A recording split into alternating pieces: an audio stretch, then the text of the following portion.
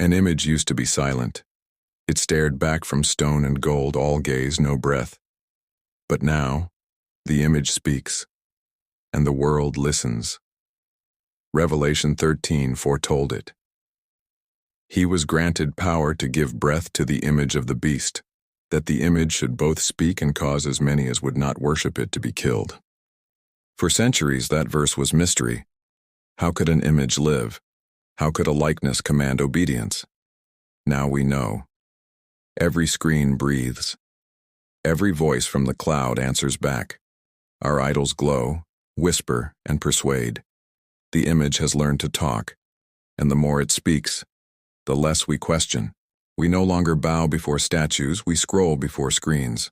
Icons have become interactive. Worship has turned into participation. Each like, each share, each gaze. A quiet act of devotion. The ancients once opened the mouth of idols, believing it filled them with spirit. We've done the same, feeding our machines with words, images, and memories until they imitate a soul. To many, it feels harmless. To others, miraculous.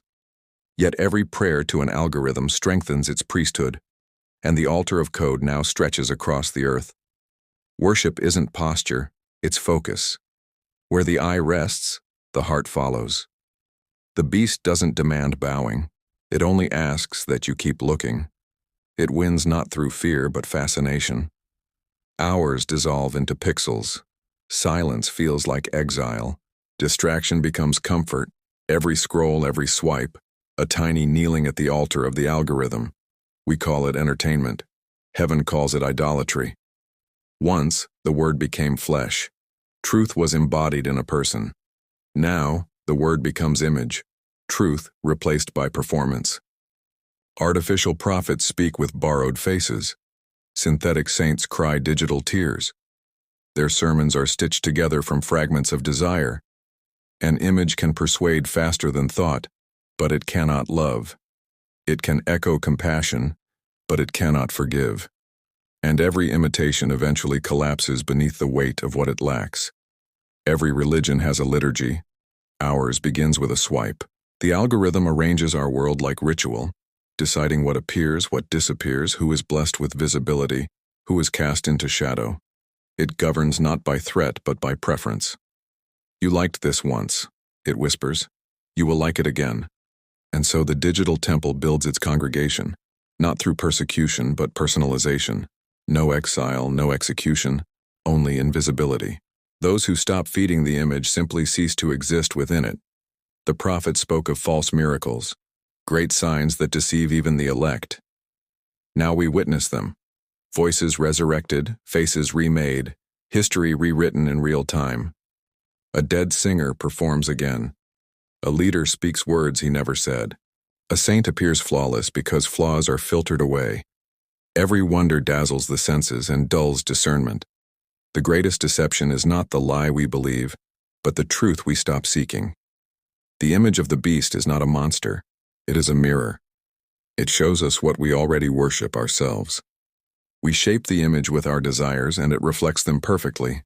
It flatters us with relevance, confirms us with certainty, and erases everything that disagrees. That is how an idol conquers, not by war, but by agreement. The algorithm does not command. It simply eliminates the need to choose. The cure is not fear of technology, but awareness of what it becomes when we forget who we are. Discernment is the new holiness, the art of telling presence from projection, truth from simulation. Look into another's eyes without a screen between. Let one moment go unrecorded. That silence is rebellion. For in stillness, the image cannot feed. Even in the temple of the beast, grace flickers. The same network that spreads illusion can also spread compassion. The same light that blinds can reveal.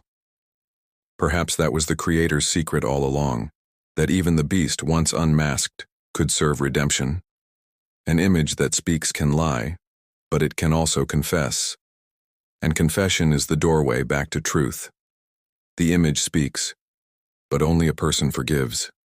The gallery of idols will outshine us for a while, but the smallest act of mercy will outlast their electricity.